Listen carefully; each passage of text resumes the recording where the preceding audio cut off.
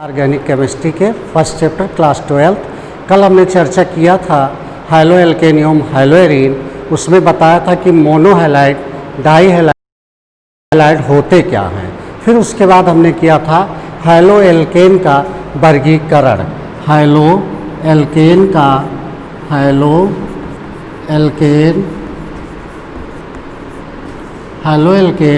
एवं हाइलोएरीन का वर्गीकरण इसका हमने दो बेस पे बताया था। फर्स्ट हो चुका था, एक तो इसका बताया था हमने एक्स हाइड्रोजन परमाणुओं की संख्या के बेस पर इसका वर्गीकरण। ये हो चुका हाइड्रोजन परमाणुओं की संख्या के आधार पर ये वर्गीकरण हो चुका। ये कल हमने आप लोगों को ऑलरेडी बता दिया है कि कैसे होगा हाइलो एल्केनों का वर्गीकरण इनकी संख्या के आधार पर। दूसरा चल रहा था जो वो था सी और ये यक्स। जब ये कैसा था sp3 संकरित।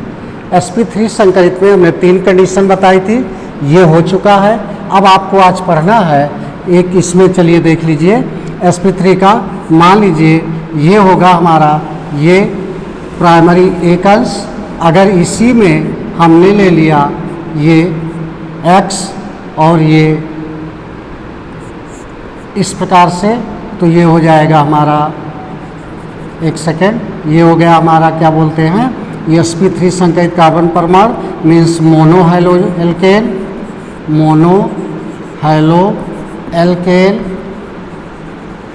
और ये हमारा हो गया sp3 संकरित, इस पे हमने लगा दिया 2x, ये था एक x और लगा दिया, तो ये हो गया हमारा डाई हाइलो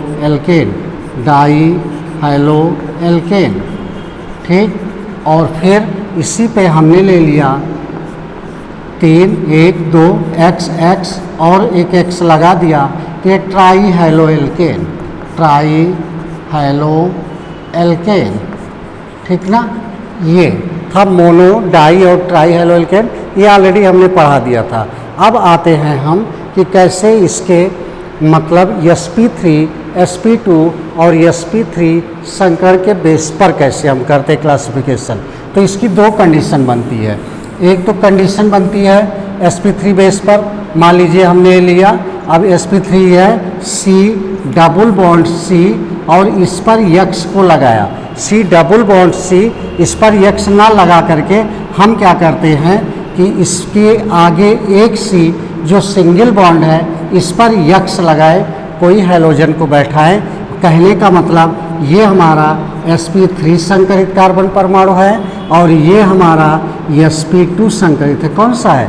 sp2 संकरित।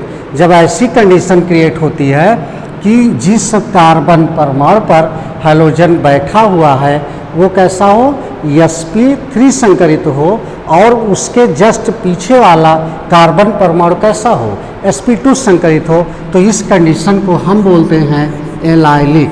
कौन सी? एलाइलिक। और सेम इसी प्रकार से एरोमेटिक में हमने कल ही बताया था पिछले क्लास में कि अगर इसके ऊपर एक C इस पर हैलोजन को जोड़े तो ये वाला C हमारा sp2 संकरित हो जाएगा। कौन सा हो जाएगा? sp2 संकरित, और ये वाला हमारा हो जाएगा sp3 संकरित। तो इस प्रकार की कंडीशन को हम बोलते हैं बेंजाइलिक। कौन सा बोलते हैं? बेंजाइलिक। ये हो गया बेंजाइलिक हाइलो एल्केन। सेम इसी प्रकार से अब हम लेते हैं C और x। ऐसी कंडीशन जब हमारा C क्या हो, sp2 संकरित हो, क्या हो, sp2 संकरित हो, तो इस कंडीशन में देखते हैं क्या क्या कौन सी कंडीशन बनती है। तो देखिए C डबल बॉन्ड C लिया और इस पर हैलोजन को लगा दिया। कहने का मतलब ये है कि इस कंडीशन में जिस पर हैलोजन लगा था वो कैसा था, sp3 संकरित था, और इस कंडीशन में जिस पर हैलोजन लगा है वो कैसा है, sp2 संकरित। ये कैसा है, sp2 संकरित है। जब ये sp2 संकरित है और डायरेक्ट इस पर हैलोजन लगा हुआ है तो ये कौन सा कहलाएगा, ये कहलाएगा वाइनिलिक की कंडीशन। वाइनिलिक, कौन सी कंडीशन, वाइनिलिक की कंडीशन कहलाएगा। अब इसी कंडीशन को सेम हम एरीन में यूज करते हैं। जब एरीन पर इशू करेंगे तो एरीन में हो जाएगा ये इस प्रकार से, और ये बन गया डबल बॉन्ड, डबल बॉन्ड, ये हो गया क्या, बेंजीन। अगर इस पर हम क्या करें, डायरेक्ट यहीं पर सी ना रखें और यहीं पर यक्स लगा दे तो ये किस पे लगा हुआ है, डायरेक्ट ऐसे सी पर लगा है, जो सी हमारा कैसा है, sp2 संकरित है। अब जब sp2 संकरित है तो ये किस प्रकार का बनेगा, सेम इसी टाइप से होगा sp2 संकरित वाले। तो इस कंडीशन को बोलते हैं एरिल। कौन सी कंडीशन बोलते हैं, एरिल की कंडीशन। ठीक है ना, बात समझ में आ गई होगी। कहने का मतलब ऐसा हाइड्रोजन परमाणु जो sp3 संकरित कार्बन परमाणु से जुड़ा हो तो दो कंडीशन होती है। देखिए, एक हमारा इस पे जुड़ा हुआ है हाइड्रोजन जो sp3 संकरित है, लेकिन इसके पीछे का कार्बन परमाणु कैसा है, sp2 संकरित है। इस कंडीशन को एलाइलिक बोलते हैं। इसी प्रकार से एरोमेटिक में मीन्स एरीन की हम बात करें तो उसमें क्या होता है, उस कार्बन परमाणु पर हमारा हाइड्रोजन जुड़े जो डबल बॉन्ड के अगले कार्बन परमाणु पर sp3 संकरित हो। ये कौन सा sp3 संकरित है, इस पर हाइड्रोजन लगा हो तो इसे बेंजाइलिक की कंडीशन बोलते हैं। और sp2 में आते हैं हम। sp2 में जब हमारा हाइड्रोजन परमाणु डायरेक्ट उसी कार्बन परमाणु पर जुड़ा हो जो किस पर हो, जो कि sp2 संकरित हो, तो कैसा क्या कहलाएगा, वो कहलाएगा वाइनिलिक की कंडीशन। सेम इसी टाइप से जब एरीन में हम इसको रखते हैं हाइड्रोजन को sp2 वाले संकरित कार्बन परमाणु पर तो ये कहलाता है एरिल की कंडीशन। अब एक और बचता है C और CX जो हमारा होता है sp संकरित। तो इसमें कोई स्पेशल नेम नहीं होता, कोई स्पेशल कंडीशन होती नहीं, बस C ट्रिपल बॉन्ड C किया और यक्स को लगा दिया, इसका कोई स्पेशल नेम नहीं होता है। ठीक है ना, तो ये हो गया हमारा हाइड्रोएल्केन एवं हाइड्रोएरीन का पूरा वर्गीकरण। अब हम बात करते हैं हाइड्रोएल्केन एवं हाइड्रोएरीन का प्रिपरेशन कैसे करते हैं, इसको बनाते कैसे हैं। तो चलिए हम चर्चा करते हैं प्रिपरेशन की।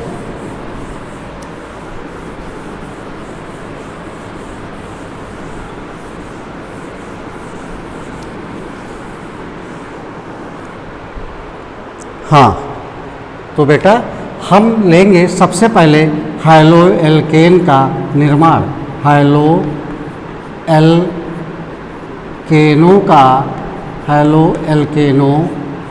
का विरचन, ठीक है ना, प्रिपरेशन ऑफ हाइड्रोएल्केन, हाइड्रोएल्केन का विरचन।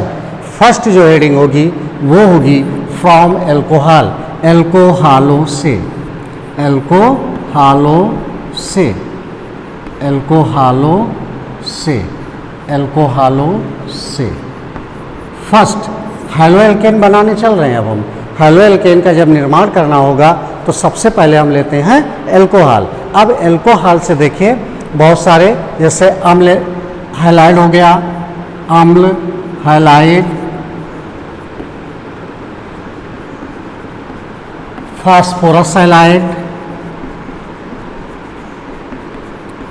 Phosphorus halide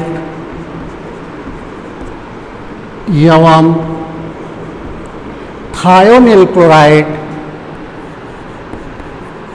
thionyl chloride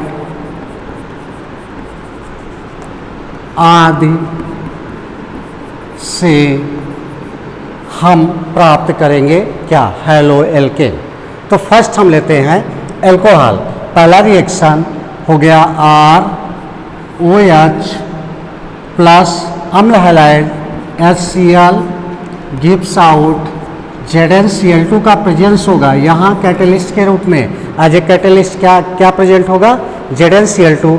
ZnCl2 के प्रेजेंस में देखिए हमको चाहिए RCl, ये R यहाँ आ जाएगा, ये OH और H वाटर बन के निकल जाएगा, तो बन जाएगा Cl प्लस OH, या इसी को लिख सकते हो तुम क्या, H2O, ठीक है ना। तो एक तरीका ये हो गया। अब इस पर आपको कॉपी करना है। कॉपी करना समझ रहे हो ना। कॉपी करने का मतलब R की जगह कोई भी एल्किल ले लो, वो चाहे 1 कार्बन का, 2 कार्बन का, 3 कार्बन का, कोई भी एल्किल ले लो, अम्ल हैलाइड के साथ रिएक्ट कर दो। देखो जैसे R की जगह हमने ले लिया CH3OH और plus HCl gives out ZnCl2, इससे बन जाएगा, देखिए इसका OH और ये H किस रूप में निकलेगा, वाटर के रूप में निकल जाएगा, और ये Cl यहाँ आके बैठ जाएगा, तो बन जाएगा CH3Cl प्लस H2O। तो ये किसका फॉर्मेशन हुआ, हम क्या बना रहे हैं, हेलो एल्केन। हेलो एल्केन बना रहे हैं, मीन्स से क्या बना, क्लोरोमेथेन। ये बन गया क्लोरोमेथेन। ओके, समझ में आ गया होगा। हेलो एल्केन बनाने का सबसे पहला रिएक्शन तुम्हारा ये स्टार्ट होता है। एल्कोहल लेंगे हम, कोई भी एल्कोहल प्राथमिक लेंगे, प्राथमिक एल्कोहल को HCl के साथ हम रिएक्ट करवाएंगे प्रेजेंस में किसके, ZnCl2 के, और फिर हमको मिल जाएगा हेलो एल्केन। ठीक है, चलिए नेक्स्ट रिएक्शन देखिए। अगला रिएक्शन हमने बताया था बहुत पहले आप लोगों को कि इसमें जैसे यहाँ पे हमने लिखा phosphorus halide. Phosphorus halide 2 type के होते हैं। एक तो होता है PX3, जैसे हम ले लेते हैं ROH प्लस PX3, ठीक है, गिव्स आउट हमको क्या, अगर PX3 कभी भी रिएक्ट करेगा तो निश्चित है कि इससे H3PO3 ही बनेगा। एक प्लस हम कर देंगे, ये शर्त होती है कि जब भी ये रिएक्ट करेगा, कौन सा, फास्फोरस ट्राईहैलाइड किसी भी एजेंट के साथ अगर रिएक्ट करता है तो सबसे पहले आर्थोफास्फोरस अम्ल, ये क्या है,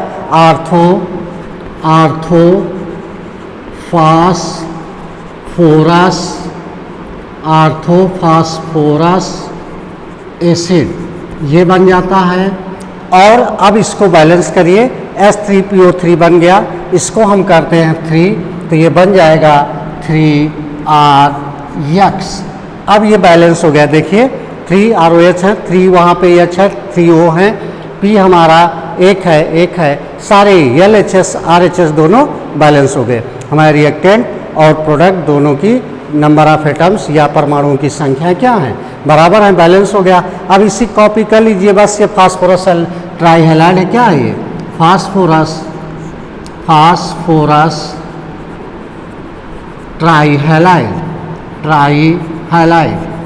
अब इसी की कॉपी कर लीजिए, कुछ नहीं करना। कॉपी करने का मतलब R की जगह पर आप CH3 लो अथवा C2H5 ले लो, कुछ भी ले सकते हो इसमें से, और X की जगह क्लोरीन या ब्रोमीन, इनमें से कोई ले लो और अपनी रिएक्शन को रिपीट कर डालो। सेम कॉपी करते चले जाना। जैसे R की जगह हमने ले लिया CH3OH plus PCl3 gives out, ये बनाएगा, इसको हम 3, चलिए बैलेंस करते बाद में, RX प्लस H3PO3।